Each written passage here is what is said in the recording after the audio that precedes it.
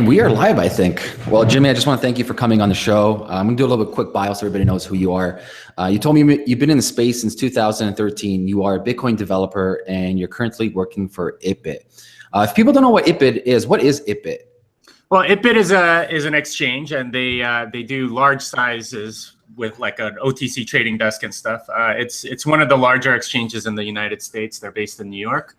I'm personally in Austin, but I work for them. But yeah, there's also another branch of the company called Paxos. That's the part that I'm more involved in. But yeah, we're selling blockchain solutions to businesses. Cool, awesome. Well, the reason I got you on the show is I've been following your articles for a while, and they're fantastic, by the way. Thank you so much for writing them. Thank you. Especially the last one, which we'll get to later on in the show. But for people who aren't privy to what's going to happen and happening currently, can you kind of give us a recap of what's been currently going on in the Bitcoin ecosystem? Sure. So for about the last 3 years, I'd say since about 2014, scaling has been sort of at the forefront of the Bitcoin sort of community debate, if you will. Scaling in the sense that there's two sort of different ways to scale. There's sort of increasing the block size, which would require a hard fork. I'll explain that in a minute. And something called SegWit that would be done via soft fork. And those are two sort of different ways to increase transaction capacity. Right now, in Bitcoin, if you did more than like 3 or 4 transactions per second, you would completely clog the network.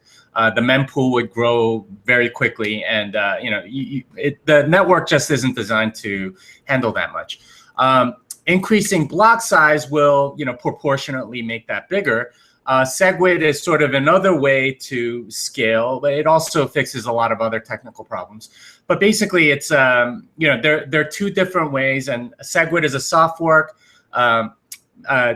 Larger blocks is a hard fork, and the difference between the two gets a little bit technical, but suffice it to say that soft fork is generally seen as being a little bit safer than a hard fork, and that's sort of the big debate here. But a hard fork can be a little bit easier to sort of test, I guess, because it's less change in code, basically. So you mentioned two things: a soft fork and a hard fork. So what's the big problem right now that everyone's talking about that's approaching within August? Okay, yeah. So this thing has been going on for a few years, like I said, and there's been sort of no resolution. And there's something called BIP 141, which is an implementation of SegWit that started signaling November of last year. And what's been happening is the BIP 141 uses a trigger mechanism which requires 95% of the miners to signal that they're ready for BIP 148. Unfortunately, a lot of miners don't like the idea of SegWit. They prefer sort of a hard fork to a bigger block. So they've not been signaling that they're ready for SegWit, which obviously has a lot of the developers mad because they put a lot of time and effort into SegWit. So what's happened is there's sort of like a user movement that's been sort of spearheaded by a bunch of people that are for SegWit, and that's called UASF, which stands for User Activated Soft Fork, and it's based on another BIP. BIP, by the way, stands for Bitcoin Improvement Proposal, and that's how you're supposed to get in new features into Bitcoin is by making Bitcoin improvement proposals. So SegWit is BIP 141. This user-activated soft fork is BIP 148. Anyway, BIP 148 basically is telling miners, hey, if you don't signal for SegWit, then we're going to reject your block. And what that does is it splits the network into two. You're going to have two coins, essentially. You have sort of the miner coin, which they can mine non-SegWit signaling blocks. And you have the user fork, where you're forced to signal for SegWit. And the idea behind that is that because there's a 95% threshold, if you force every block to have SegWit signaling, then you're going to have 100% of your blocks signaling for SegWit. So that will the idea is that will trigger SegWit. And they've decided that it's going to be a flag day activation, which means that on August 1st, the code's already sort of out there. So if you're running the same software as the people that created the UASF BIP 148 client, then you will reject any blocks that are not signaling for SegWit. So you will only accept blocks that signal SegWit, and that's going to cause sort of a fork. And obviously Bitmain made a response last night or so. So yeah. Well, you had an article, I think 2 articles before, you were talking about game theory. So what are some possible outcomes, or statistically in your mind, what do you think are more probable to happen? Yeah, so that's a hard question to answer as far as the probability, but here's some things that can happen. So if it forks, right, on August 1st, some miners decide not to signal for SegWit and build on that chain. Other miners decide to signal SegWit and go on the user chain. What can happen, what's sort of expected to happen, because the miners control so much hash rate, is that the miner fork will grow much longer, faster. But what happens, because this is a soft fork, the user fork, once it gets longer than the miner chain, it will just sort of wipe out the miner chain. Once it's longer, the miners have to accept the user fork because it's longer. That's sort of the rules of the client that they're running. So that's sort of one possibility, and that's sort of the I would say like the second most hoped for possibility among UASF advocates, is that their chain would slowly grow, gain more hash rate, and eventually overtake the other fork and wipe it out. The best scenario for them is obviously if all the miners just decide to signal for SegWit, in which case they would just stay on that one chain, they would get SegWit, and everything would be okay. Which sounds like it might happen. There's something that happened today with SegWit 2x. Some other possibilities include the miners sort of hard forking so that they don't have this wipeout risk, which would be very bad for them in the sense that like all the transactions that were in those blocks would suddenly be nullified and they could get double spent against. So that's kind of a big deal because if I send you 500 Bitcoins on the miner chain and then it gets wiped out, I have the 500 back, which is a terrible thing, right? Like that transaction may or may not be valid. I could just send it to another one of my addresses, and you never get the 500 Bitcoin. Might be, sorry to interject, though. Some people might be getting confused. What's the main principality behind the two ideology or thoughts? Is it, will SegWit increase lower profits for the miners? Like, what's the main reasons for these two camps arguing from point A to point B? Yeah, that's a great question. We're not entirely sure. And that's because in a sense, SegWit kind of gets more throughput and larger blocks and things like that. But bigger blocks, it's kind of become. I put out this hypothesis in the article before last, which is that both parties kind of want more control over Bitcoin. Bitcoin is getting really valuable. It's like.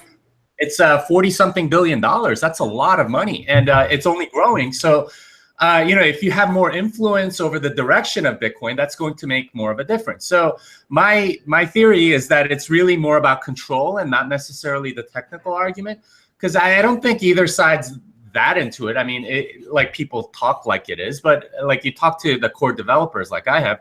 And a lot of them are like, we would like it, but status quo is fine. It's okay.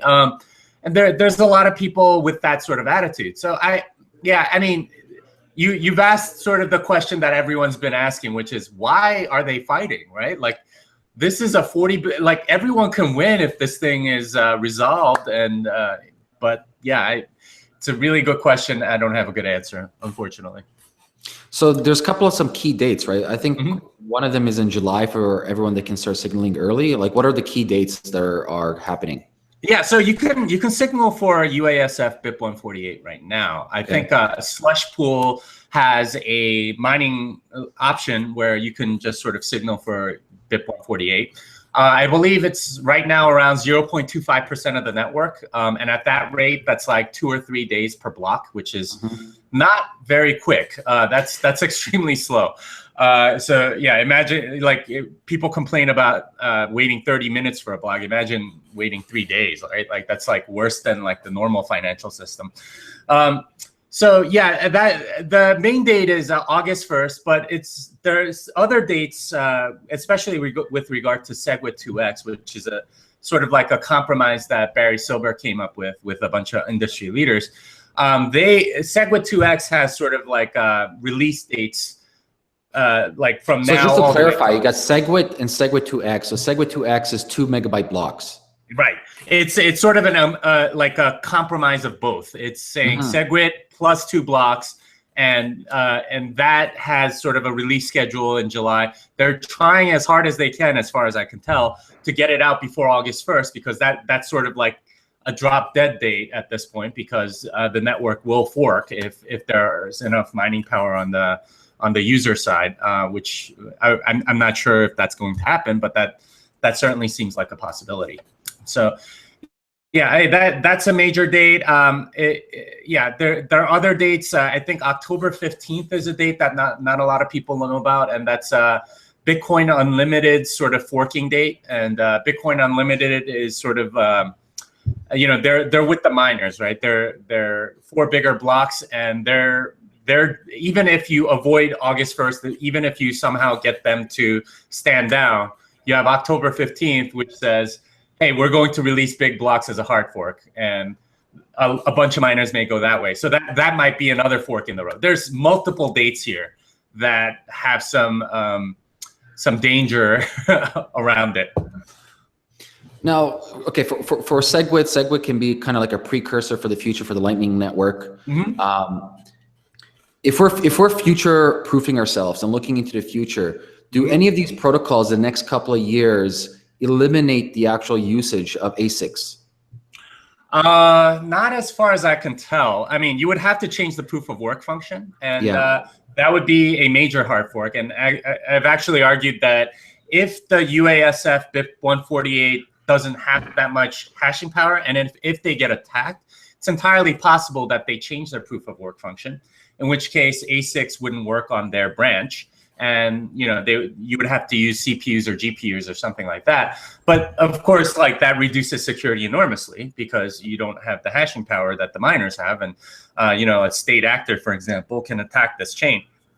But yeah, that's definitely a possibility. It's very hard to get rid of ASICs in total, just because pretty much any algorithm or process that you can think of, you can sort of design into a circuit, and it just takes time. That's the only thing. And ASIC design is very expensive. I wrote another article a while ago.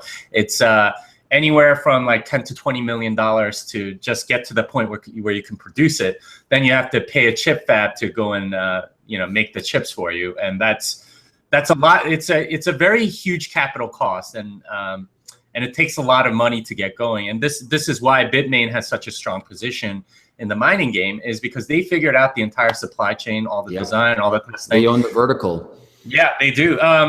There are competitors, Bitfury and Canaan IO being 2 of them, but you look at the prices and the hashing power, and it does look like Bitmain has an advantage there, which is why a lot of miners buy their equipment from them, and they seem sort of inextricably linked in an economic fashion to them. Well, that's a good segue into 2 things. A, Bitmain's article that they release, and I want to talk about your response to it. Okay. Yeah. So I mean, my response is really more just sort of like an examination of what the hell they're saying, because I mean, I don't know if you could tell, but their press release is clearly written by a non-English speaker, and it's sometimes hard to parse it. And honestly, a lot of this conflict, I think you asked this question earlier about why are they fighting? A lot of it, I think, is honestly a little bit cultural, right? Like a lot of the miners are in China, and they do all the manufacturing and stuff. They don't contribute that much to development.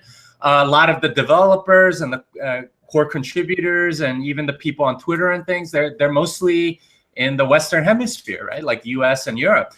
So there's definitely sort of like a culture clash. And there was a Hong Kong agreement that was there like 2 or 3 years ago that sort of broke apart. And I think, from sort of like an East Asian point of view, that's sort of like very dishonorable, and they have a hard time trusting sort of people that broke an agreement, and that's been a major sort of theme throughout this whole conflict.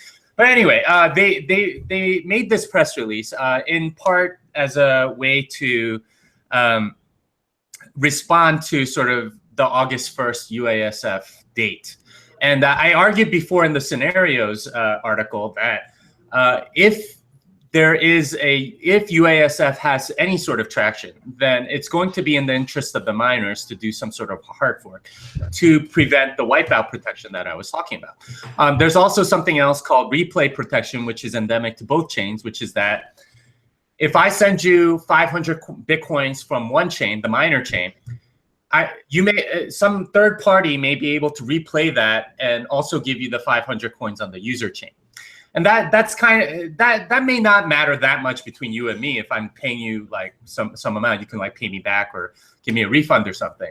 But from an exchange's point of view, that could be problematic because if I withdraw some money from the exchange, say the miner coin, like and it's 500 miner coin that I need to receive, and they give it to me, but I replay that transaction and also get 500 user coin, then the exchange is out a lot of money. And this is exactly what happened with Ethereum. When Ethereum split to Ethereum and Ethereum Classic, Coinbase lost a bunch of money because they were sending out Ethereum, but also, and people were replaying them and getting also Ethereum Classic, which they had to make, they had to just sort of take that loss. And that can be kind of a big problem. And so, what Bitmain's press release essentially says is if UASF BIP 148, if the user chain becomes popular, what we're going to do is we're going to add replay protection, we're going to add wipeout protection, and we're going to release that like 3 days later. I think that's just to make sure that their software runs well and that the user fork is sufficiently popular for them to be forced to do it. But that's essentially the idea. They're going to make it a permanent fork, and at that point, there's no going back. It's always going to be two coins from then on. And I put a cartoon of sort of like Kennedy and Khrushchev at the Cuban Missile Crisis there, because that's kind of what this is. It's total brinksmanship. It's sort of like bringing everybody to the edge and saying, okay, we're threatening this, we're going to have 2 Bitcoins. That's going to be terrible for the price.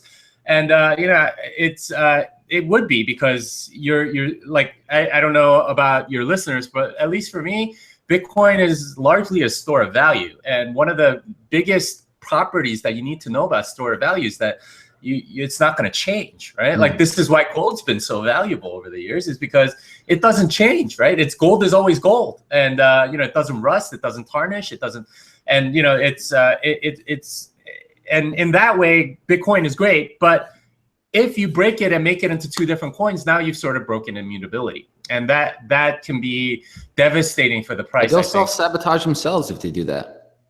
Yeah, I mean, you would think so. I mean, but this is brinksmanship, right? Like, both sides want more control, and both sides want something to happen. And I mean, think about the Cuban Missile Crisis, right? It was about like putting a nuke on Cuba. Really, it wasn't worth having a world war over, right? And it's kind of the same here. We're talking about scaling, which is really more of a medium of exchange function, right? Like, just sort of trading. And if you're using it as a store of value, you don't really care that much about it. Like, like you don't buy houses to go trade them, right? Like, you keep it to live in and to like appreciate in price. That's how I think most Bitcoiners are using it. So I don't think this is necessarily that big a deal to most people, but we're sort of at this point where there are 2 factions that are sort of threatening each other, and that's kind of where we are. So what's your advice then for approaching August 1st and this whole like August to October agenda for people? I know you mentioned before that on August 1st, for maybe a couple of days, maybe even a week, that the whole network's going to be bogged down. So do you recommend people just taking their coins off or wherever and just keeping them on like a private wallet? Yeah, I think it's very important to sort of control your own keys in the first place, right? You shouldn't keep money on exchanges. If you totally agree on that, 100% on that one. Yeah, if you've been in Bitcoin for a while, like I have, you've seen a lot of exchanges fail, a lot of exchanges get robbed. and you should just keep it off on it in any case. But if you do have some money on exchanges, unless you're willing to lose it, I would get it off before August 1st, because there's so many ways in which an exchange can screw this up. And it's possible that they have completely competent people, but you just never know, right? Like, you screw up something, there's a replay attack on the other chain, and you might get you might be out a bunch of money, or the exchange might be out a bunch of money, and they might socialize the losses among all their users or something like that. There's so many ways in which you as a user can get screwed. So get it off the exchange, sort of keep it, and be very, very careful about transacting after August 1st. In fact, I personally am not planning to do any transactions after August 1st for at least like a week, until like the situation resolves. And there are many ways it can resolve, but as long as the two chains are on the same proof of work function, right? If they're both using SHA-256, then it's very, very dangerous. And that's because if one side has much more hash power than the other, say one has 5% and the other 95, the 95 can attack the 5 with like 7% of the hash power, and they can cause that chain to wipe out. In which case, your transaction might just be invalidated. In which, or any payments that you receive might be double spent or something like that. So you have to be extremely careful about what it is that where it is that you're sending money. I just wouldn't transact at all, because there's just so much risk on either side. And if you keep it as a store value, just don't touch it, right? And you'll be okay. As long as you control your own private keys, you'll be okay. So do you predict any major price fluctuation besides what we see in the correction right now market today, or do you think it's already kind of built into it currently? Yeah, that's a really good question too, because I don't know how Bitcoin doesn't trade on necessarily like fundamentals of certain things, right? It's sort of like decoupled from any sort of economic indicator. I mean, there may be some things, but it's not really correlated to anything. So it's hard to know when something's priced in. I will say though that it's possible. Like, this was an argument made to me by Tone Bays, a good friend of mine. The price may go up a lot right before August 1st, and the reason he's saying is, well, if you have any brain cells at all, you're going to take off the money off the exchanges, but that's going to reduce the supply of coins on the exchanges, which will. Oh, that's a good point. That may cause a price rise. I could also see it as sort of like a price decline, as people say, you know what, I don't want to deal with Bitcoin. I'll just buy back in when everything's over. So that's the other sort of possibility as well. So it's hard to tell. I don't pretend to know how the market works, and I've divested at least a little bit just in case something crazy happens. So that may or may not be something you want to do. But then again, it might go up like crazy. So it's one of these like weird situations. Yeah, that's the other thing too. There is a possibility of sort of like like standing down or something like that, right? Like everyone's sort of getting coming off the edge and not deciding to fight or whatever. And that would be very good news for Bitcoin, obviously, and that could possibly cause a huge price rise. So there's a lot of things to consider, and I think I would be more comfortable making predictions like closer to the August 1st date, especially since SegWit 2x is sort of like a dark horse there. Can you expand on that a little bit?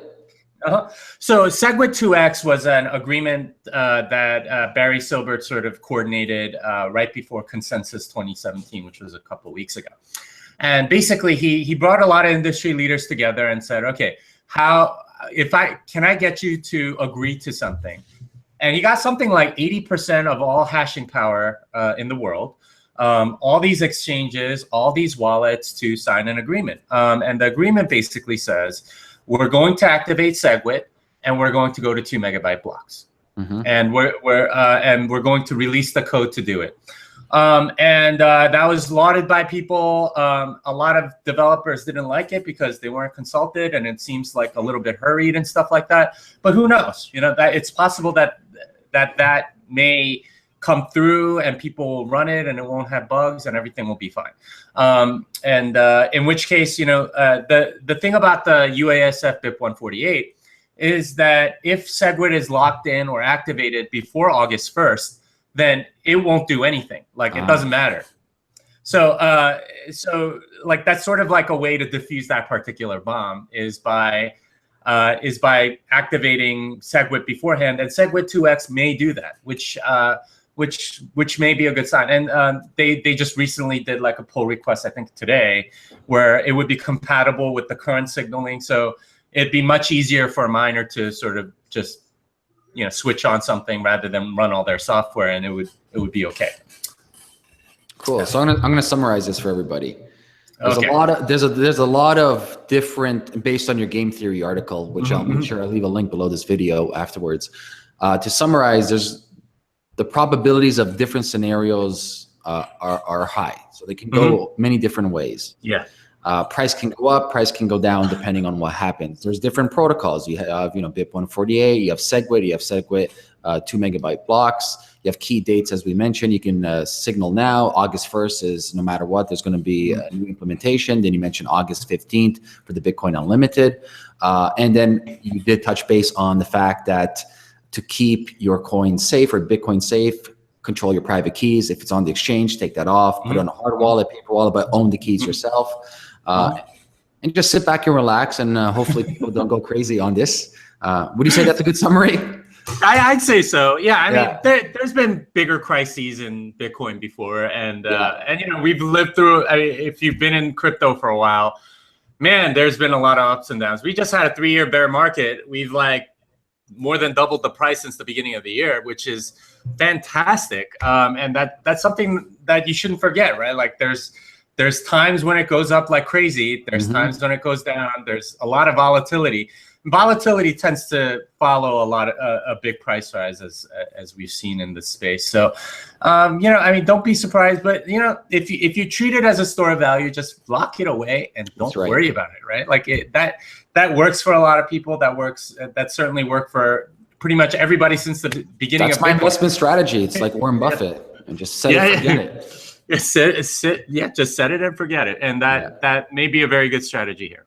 Cool. Well, Jimmy, I want to thank you so much for coming on and educating everybody out there. If people want to find more information about you, what is the best resource?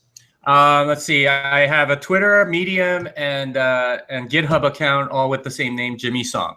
Cool. I'll make sure I put that below the video. Jimmy, thank you so much. Thank you.